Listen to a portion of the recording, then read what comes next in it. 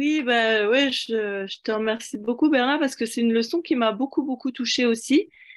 Comme Monique, c'est vrai que cette idée du chant oublié m'a beaucoup interpellée. Mm. Mais, mais je voulais aussi témoigner qu'à un moment donné du cours, j'ai eu très peur.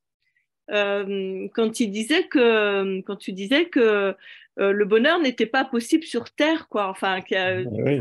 je me dis, mais je me sentais presque trahie, quoi, parce que je me dis, mais non, mais c'est horrible parce que je me dis, mais parce que moi, il y a un moment que j'adore dans l'année, c'est le retour du printemps. Et ça fait 60 ans que je le vis et c'est 60 ans que je l'attends et que le chant des oiseaux, que le bleu du ciel, que les petits bourgeons que je considère être des bonheurs simples au fond et qui me touchent profondément, Mm. d'un seul coup, j'entends, mais ce n'est rien.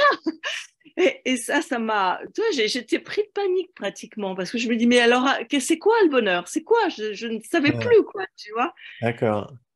Ben, Voilà. écoute, si je peux juste t'offrir cette petite parenthèse dans cette conversation.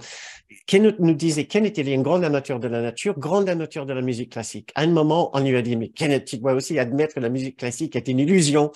Il a dit, bon, si je dois, ok, d'accord, très bien, c'est une illusion, mais c'est une illusion que j'adore.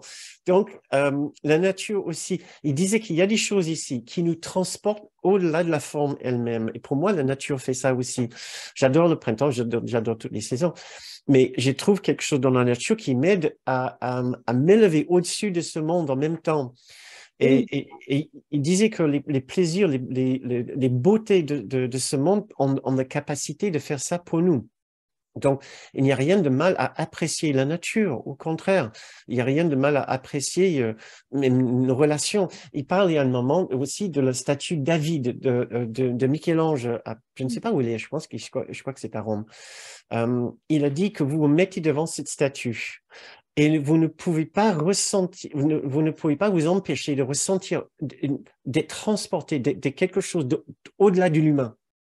Pourtant, c'est presque une déification de la forme humaine, mais donc la particularité, sauf que il y a quelque chose qui vous transporte au-delà de la forme vers l'idée de la beauté. Donc, la nature, peut-être pour toi et pour moi, c'est aussi de cette beauté des fleurs, voilà.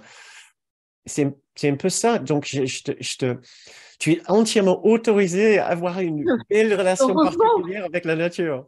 heureusement que tu as terminé par effectivement toi, la note positive qui était oui, ce bonheur particulier que je vais encore apprécier plus parce que je sais qu'il y a encore au-delà, quoi, maintenant. Mais oui, mais absolument. Et j'essaie d'insister sur ça. Il faut pas se couper de nos projets, mais d'essayer d'utiliser chaque projet de bonheur et de plaisir pour s'élever au-dessus de la forme de la chose, dans une communication, dans une relation avec une autre personne, au lieu de nous focaliser tellement sur la chose spécifique que la personne fait, qui nous fait plaisir, de voir au-delà, de voir quelque chose qui nous transporte au-delà de juste les spécificités de cet aspect de la personne. Pareil pour la nature, où qu'on soit, essayer d'apprécier, d'aller au-delà de la forme pour trouver la beauté derrière et de là, la beauté qui continue à monter dans notre esprit vers la seule beauté qu'il y ait.